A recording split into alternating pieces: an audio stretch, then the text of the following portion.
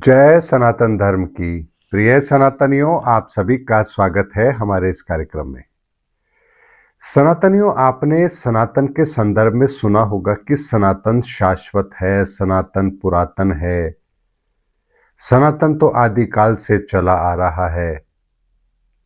ये सब बातें आपने सुनी होगी, लेकिन आज जरा हम सनातन के संदर्भ में थोड़ा गहराई से विचार करते हैं।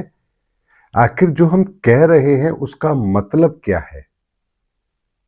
सनातन शाश्वत है तो क्या सनातन उस समय भी था जब इस धरती पर मनुष्य नहीं था? अगर मनुष्य नहीं था तो उस समय सनातन किस तरह से काम कर रहा था? और जब इस धरती पर मनुष्य आया तब सनातन उसके साथ कैसे जुड़ा? सबसे पहले सनातन को किसने जाना, किसने पहचाना, किसने सनातन के नियम बनाए, किसने सनातन की परिभाषा तय की? हमने अपने हिंदू शास्त्र ग्रंथों में सनातन को कब शामिल किया? वो कौन थे जो सनातन के बारे में जानते थे? वो कौन थे जिन्होंने सनातन को परिभाषित किया? क्या वेदों को लिखने वाले सनातन के ज्ञाता थे? क्या ईश्वरीय वरदान में कोई सनातन का विज्ञान हमें प्राप्त होता है? सनातन के संदर्भ में जो आज हम दावे करते हैं, क्या वो दावे हमारे सही हैं? क्या सनातन वो है जो हम समझ रहे हैं, या सनातन वो है जिसके बारे में आज हम जानते भी नहीं हैं? तो सनातन कैसे हमारे जीवन से जुड़ा है? अगर कोई व्यक्ति सनातन को ना माने तो उसके जीवन पर क्या प्रभाव पड़ेगा? और अगर कोई व्यक्ति सनातन को माने तो उसके जीवन में क्या परिवर्तन आ जाएगा? सनातन को मानना या ना मानना, क्या ये हमारे हाथ में है? क्या ये परिभाषा हम तय करेंगे कि कौन सनातनी है, कौन सनातनी नहीं है? या इसका भी पैरामीटर ईश्वर ने कुछ अलग से बना रखा है? सनातनियों, सनातन शब्द कोई साधारण शब्द नहीं है जिसके संदर्भ में आप एक लाइन में समझ जाएं कि सनातन क्या होता है। जैसे आज हम परमेश्वर, परमात्मा, ईश्वर, अल्लाह, इन शब्दों को लेकर आज भी इतने ज्यादा भ्रमित हैं कि हर व्यक्ति इस शब्द का मतलब अपने अपने तरीके से निकालता है।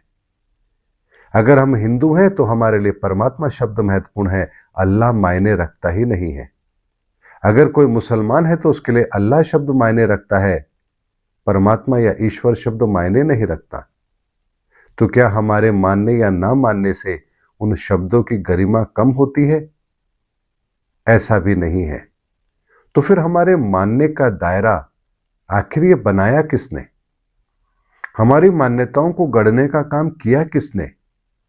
और हमारी मान्यताएं सही है या नहीं है, इसे कौन तय करेगा? सनातनियों, आज मैंने आपको अपने इस वीडियो में ऐसे बहुत सारे प्रश्न किए हैं जिनके संदर्भ में आपको विचार करना ही पड़ेगा, क्योंकि ये वो प्रश्न हैं जो इस ब्रह्मांड के सारे रहस्यों को सुलझा करके आपके सामने एक पूर्ण सत्य को रखने की ताकत रखते हैं। और इस बात को समझने के लिए एक छोटे से उदाहरण से इस बात को समझ लीजिए। जैसे अंधकार के अंदर कोई भी चीज आपके आसपास होते हुए भी आपके लिए कोई काम की नहीं है, आपको दिखाई भी नहीं देती है, लेकिन एक प्रकाश की छोटी सी किरण आपको उस कमरे के अंदर व्याप्त हर चीज का दर्शन करा देती है, और आप ये समझ पाते हैं कि आप जिस जगह बैठे हैं उस जगह क्या क्या है और कौन सी चीज आपके लिए उपयोगी है, कौन सी नहीं है। आपके इस कमरे का दायरा कितना बड़ा है और इस कमरे में संसाधन कितने मौजूद हैं। लेकिन बिना प्रकाश के जैसे आप उस कमरे की किसी भी चीज को ना देख सकते हैं, ना समझ सकते हैं, ना उपयोग में ले सकते हैं, ठीक उसी तरह से वो परम सत्ता ईश्वर भी वो प्रकाश है जिस प्रकाश के बिना उदय हुए आप इस भौतिक संसार को तो छोड़िए, आप स्वयं के जीवन को भी कभी समझ नहीं पाएंगे। इसलिए उस प्रकाश की आवश्यकता आपको सबसे पहले होती है, ताकि आप अपने आसपास के इस माहौल को, आपके जीवन में घट रही घटनाओं को, इस संसार को, परमात्मा के रहस्य को, सबको समझ पाएं। और जानते हैं, उस प्रकाश को आपके जीवन में लाने का काम ही सनातन करता है।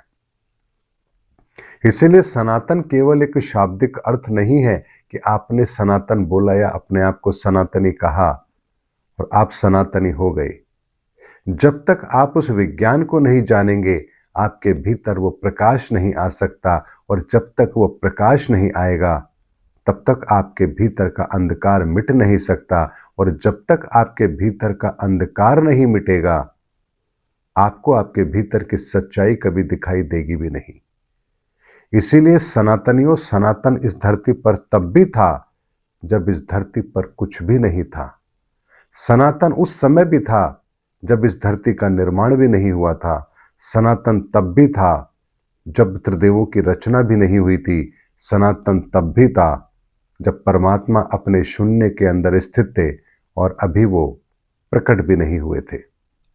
यानी सनातन वो पहला आरंभिक बिंदु है जहां से परमात्मा ने स्वयं ने अपने आप को प्रकट किया ईश्वरीय शक्ति के रूप में।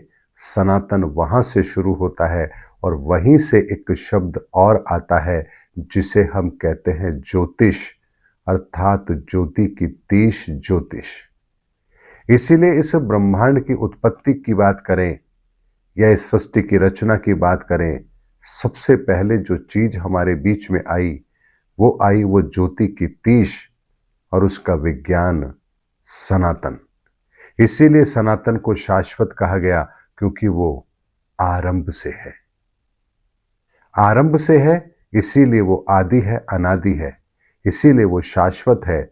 और जब तक ये ब्रह्मांड रहेगा, सनातन भी इस धरा पर मौजूद रहेगा और ज्योति की वो तीश, उसका विस्तार, ये भी निरंतर इस धरा पर कायम रहेगा।